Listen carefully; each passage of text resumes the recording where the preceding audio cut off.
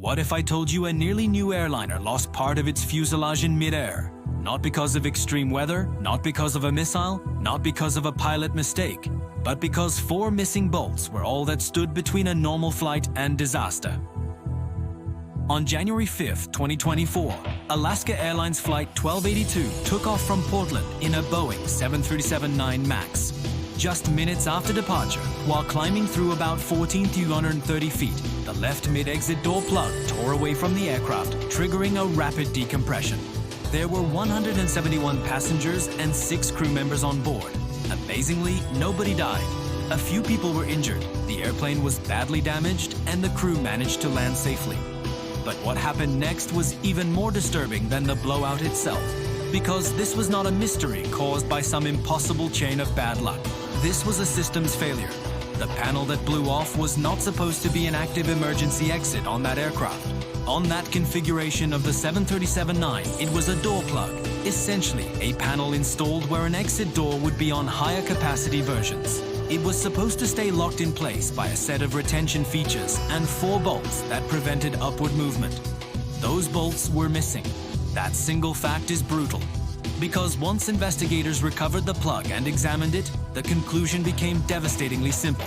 The plug had been installed without the 4 bolts needed to secure it. Without those bolts, it did not fail all at once. It slowly moved upward over multiple flight cycles until it finally separated from the plane. That means the final blowout was only the visible end of a failure that had already been developing for some time. And that is what makes this story so powerful for system failure. Not because a part broke, but because the system allowed a critical part to leave the factory in that condition. Investigators found the aircraft had gone through work at Boeing S. Renton factory in September 2023, so rivet repairs could be performed near the door plug area.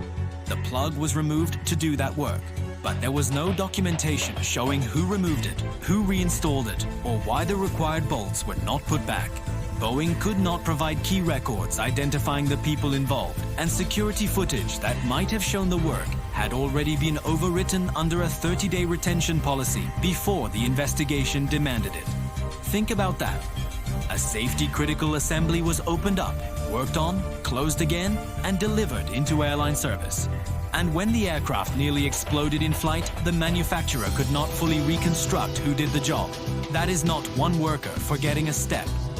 That is process failure. That is accountability failure. That is traceability failure. That is quality assurance failure. And that is why the NTSB did not frame this as an isolated mistake. In its final report, the board said the probable cause included Boeing's inadequate training, guidance, and oversight needed to ensure manufacturing personnel could consistently and correctly comply with parts removal documentation processes. The report also pointed to ineffective FAA compliance enforcement planning and audit activities. In plain English, the factory controls failed, and the oversight system failed with them. This is where many people misunderstand modern engineering disasters. They imagine catastrophic failure as some dramatic explosion caused by one obvious defect. But the real danger is usually quieter. A missing fastener, a skipped sign-off, an undocumented rework step, a production schedule nobody wants to delay, a handoff that lives in memory instead of records, a check that exists on paper but not in practice. Systems do not usually collapse because nobody knew what to do.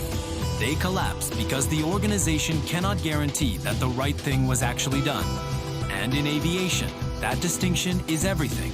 Because airplanes are not safe just because they are well designed. They are safe only when design, manufacturing, documentation, inspection, and oversight all stay aligned. Break one layer, and the others have to catch it. Break several at once, and a brand new aircraft can leave the ground with a hidden failure already built into it. That is the deeper horror of Alaska 1282. This was not an old, neglected aircraft. It was a modern jet from one of the world's most scrutinized manufacturers, flying in one of the most regulated industries on Earth. And still, a basic physical restraint appears to have been missing from a critical fuselage component. After the incident, inspections and investigations expanded the damage far beyond that single flight. The FAA found hundreds of alleged quality system violations across Boeing EBE CES 737 production and at Spirit Aerosystems. and later sought $3.1 million in civil penalties tied to safety violations, including pressure on an inspector to approve a non-conforming aircraft so production could keep moving. Boeing said it had been working under FAA oversight to improve safety and quality.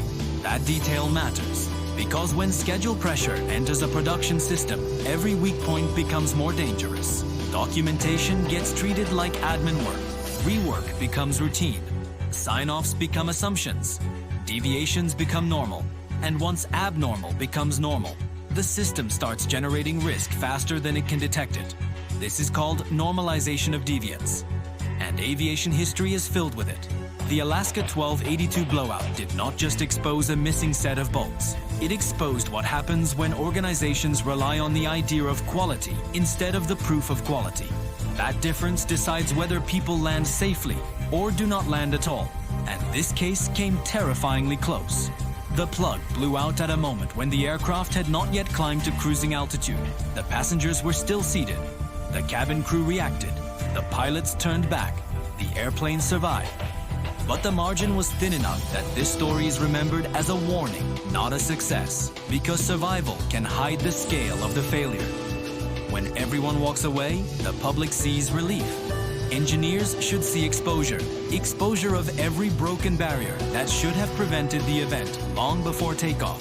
A technician should have documented removal and reinstallation. A process should have required confirmation of hardware restoration. An inspection should have verified correct configuration. A quality system should have made undocumented work impossible to release. An oversight regime should have detected the weakness before the aircraft entered service. The reason this incident is such a strong topic is that the image is simple. A door-sized section of airplane disappears in midair.